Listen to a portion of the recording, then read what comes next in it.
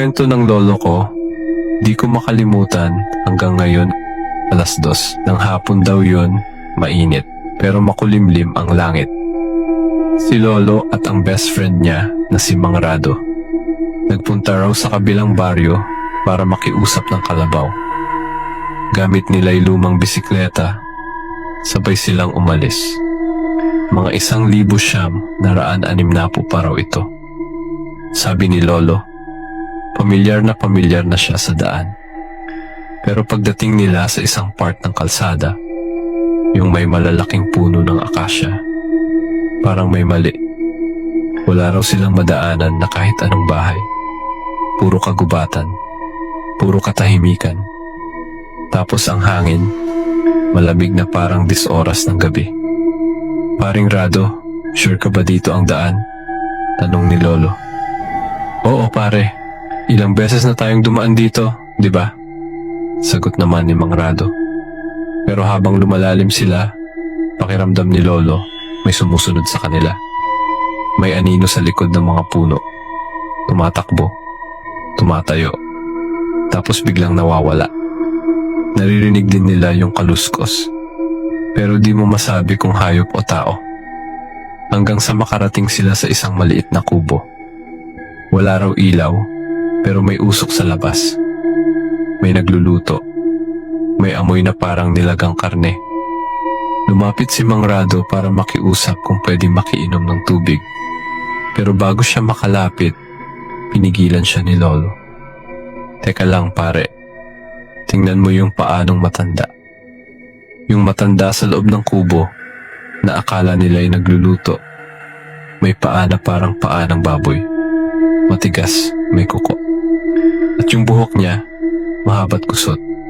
Parang hindi naliligo ng ilang taon. Paglingon ng matanda, pula ang mata. Nanlilisik. Mga bisita, sabi ng matanda. Pero yung boses niya, parang 2 tao na sabay nagsasalita. Doon na sila tumakbo.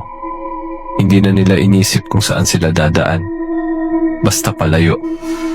Sabi ni lolo, sa sobrang takot niya, parang nawala ang gubat at bigla na lang silang nasa gilid ng kalsada malapit sa simbahan.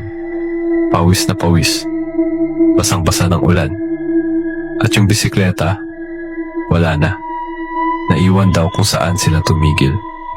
Pag-uwi nila, tinanong sila ng mga tao kung saan sila galing. Ang sabi nila, halos 1 linggo na raw silang hinahanap. 1 linggo, gayong 1 hapon lang ang pakiramdam nila. At eto pa, bago raw sila nakalabas ng gubat, naalala ni lolo yung sabi-sabi ng matatanda. Kapag naliligaw ka sa lugar na hindi mo kilala, lalo na kung parang paikot-ikot, baliktarin mo ang damit mo. Baka kasi hindi ka talaga naliligaw. Baka pinaglalaruan ka na. Kaya yun ang ginawa ni lolo. Binaliktad niya ang kamiseta niya. At ilang minuto lang daw pagkatapos nun, saka sila nakalabas. Hanggang ngayon, pag nadadaan kami sa lugar na yon, hindi na kami tumitigil. Hindi na rin bumalik si lolo roon. At ang kaibigan niyang si Mang Rado, ilang buwan lang ang lumipas, nagkasakit. At sa huling araw niya, sabi niya kay lolo, pare, bumalik yung matanda sa panaginip ko. Humihingi raw ng bisita ulit. At sabi ng iba, kapag naliligaw ka raw sa gubat o sa bundok, baliktarin mo lang ang damit mo at makakauwi ka na. Eto, totoo ba talaga yon? Kayo ba? Sa tingin nyo, sapat na ba ang baliktad na damit para makauwi?